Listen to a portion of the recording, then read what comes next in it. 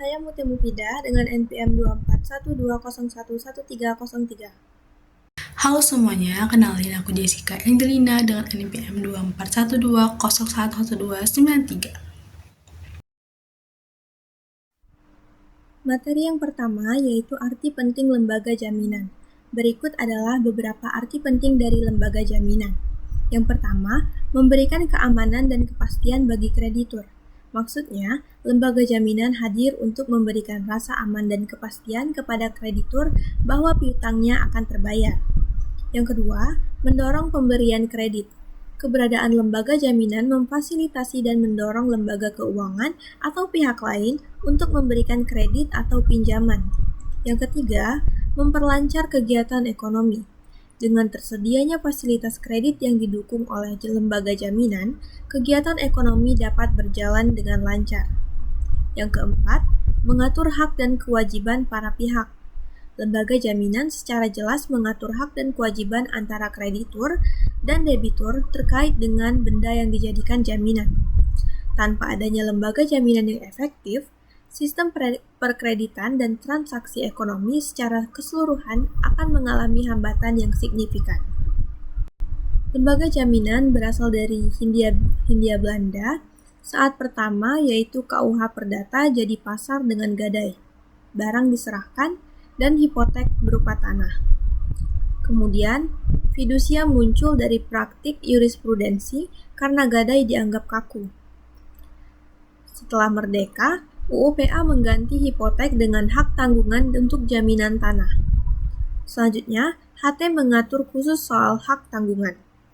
UU-JT mengatur jaminan fidusia untuk benda bergerak yang tetap dikuasai debitur. Nah, perkembangan lembaga jaminan sekarang, hukum jaminan terus menyesuaikan diri dengan perkembangan ekonomi dan praktik internasional, serta memperhatikan keseimbangan hak kreditur dan debitur. Proses ini kemungkinan akan terus berlanjut seiring dengan perkembangan ekonomi dan teknologi. Kemudian, materi perbedaan jaminan yang lahir dari undang-undang dan perjanjian memiliki perbedaan mendasar dalam sumber pembentukannya. Di sini kami membuatnya menjadi dua tabel. Saya akan menjelaskan yang pertama, yaitu jaminan yang lahir dari undang-undang atau yang disebut dengan jaminan umum. Sumbernya langsung ditemukan oleh undang-undang, tanpa perlu adanya kesepakatan khusus antara pihak-pihak yang terlibat. Selanjutnya, objeknya biasanya meliputi seluruh harta kekayaan debitur, baik yang sudah ada maupun yang akan ada di kemudian hari. Kreditur berlaku untuk semua kreditur debitur secara bersama-sama, atau kreditur konkuren, tanpa adanya preferensi atau hak didahulukan di antara mereka, kecuali ditentukan lain oleh undang-undang. Kemudian, jaminan yang lahir dari perjanjian atau yang kita sebut dengan jaminan khusus. Sumbernya timbul karena adanya kesepakatan atau perjanjian khusus antara kreditur dan debitur. Objeknya biasanya berupa benda-benda tertentu yang secara spesifik diperjanjikan sebagai jaminan. Kemudian ditujukan untuk memberikan keamanan khusus kepada kreditur tertentu yang mengadakan perjanjian jaminan tersebut. Kreditur ini umumnya memiliki hak preferen atau hak yang didahulukan atas hasil penjualan benda jaminan dibandingkan kreditur lain. Bersifat aksesor, artinya keberadaannya bergantung pada perjanjian pokok atau perjanjian utang piutang. Jika perjanjian pokok berakhir, maka perjanjian jaminan juga akan berakhir. Selanjutnya, ada penggolongan lembaga jaminan. Penggolongan lembaga jaminan dibagi menjadi 4. Di sini saya akan membacakan perbedaan jaminan umum dan jaminan khusus. Jaminan umum dasar hukumnya ditentukan oleh Undang-Undang Pasal 1131 dan 1132 KUH Perdata. Objek jaminannya adalah seluruh harta kekayaan debitur, baik yang sudah ada maupun yang akan ada di kemudian hari.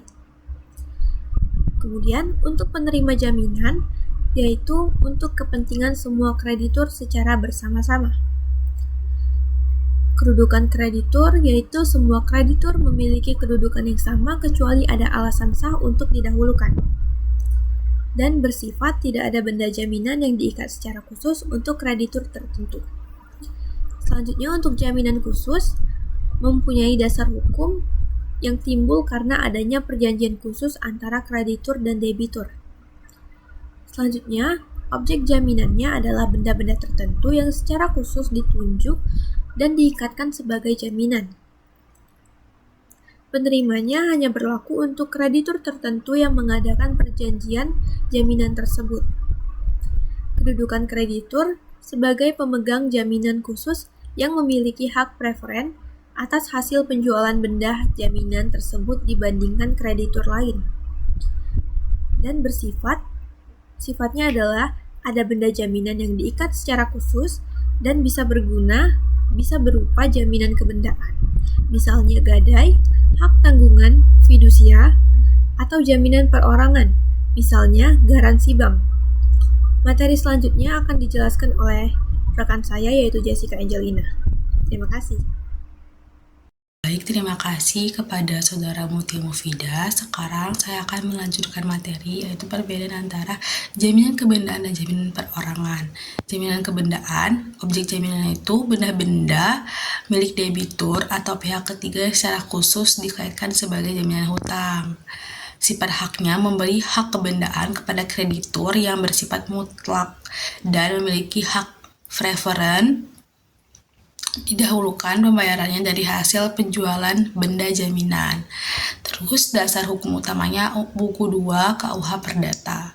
Contohnya itu seperti gadai, hak tanggungan, fidusia, dan hipotek. Sedangkan jaminan perorangan, objek jaminannya tidak ada benda yang dikaitkan. Jaminan berupa janji dari pihak ketiga atau penanggung atau borg untuk bertanggung jawab melunasi utang debitur jika debitur wan prestasi. Yang kedua ada sifat haknya memberi hak perorangan atau relatif kepada kreditur terhadap penanggung. Kreditur dapat menagih pelunasan hutang kepada penanggung jika debitur gagal membayar. Dasar hukum utamanya buku 3 KUH Perdata. Contohnya seperti penanggung utang dan garansi bank. Ada perbedaan jaminan benda bergerak dan benda tidak bergerak. Jaminan benda bergerak, objek jaminannya benda yang dipindahkan atau berpindah tempat. Cara pembebanan jaminannya umumnya melalui gadai atau fidusia. Gadai itu menguasakan fisik benda jaminan diserahkan kepada kreditur atau pihak ketiga.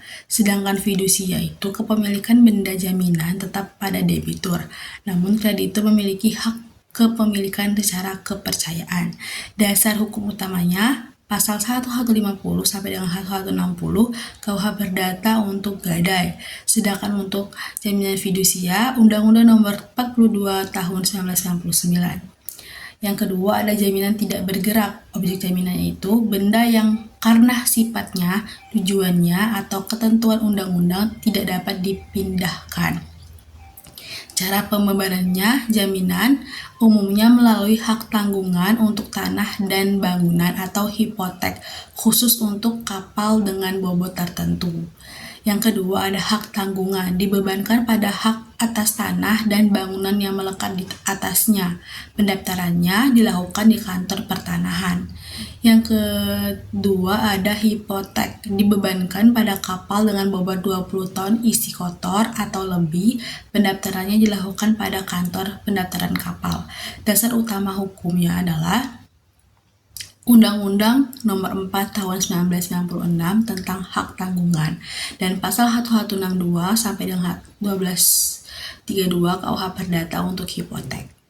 Selanjutnya ada jaminan yang menguasai benda dan jaminan yang tidak menguasai benda. Yang pertama, jaminan yang menguasai benda. Jaminan ini memberikan hak kepada kreditur untuk menguasai secara fisik benda yang dijadikan jaminan. Dengan kata lain, benda jaminan diserahkan oleh debitur kepada kreditur atau pihak ketiga yang disepakati untuk disimpan selama masa perjanjian kredit. Tujuannya untuk memberikan keamanan yang lebih besar kepada kreditur karena mereka memiliki kontrol langsung atas benda jaminan. Hal ini mempersulit debitur untuk menyalahgunakan atau mengalihkan benda jaminan kepada pihak lain.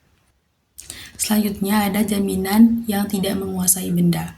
Dalam jenis jaminan ini, debitur tetap memegang kekuasaan fisik atas benda yang dijadikan jaminan dan dapat terus menggunakannya.